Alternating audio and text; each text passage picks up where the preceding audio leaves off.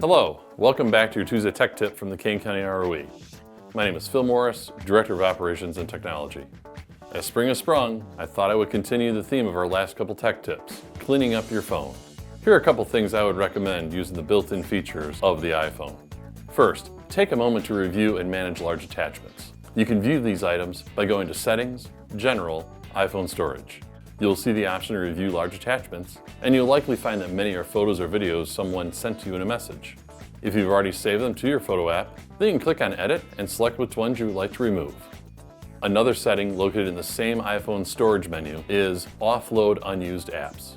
By enabling that option, it will remove apps which are not being used, but data associated with the app can still be saved. It will also show you how much storage will be saved by doing this step. Finally, in the same storage menu is the option to optimize photos.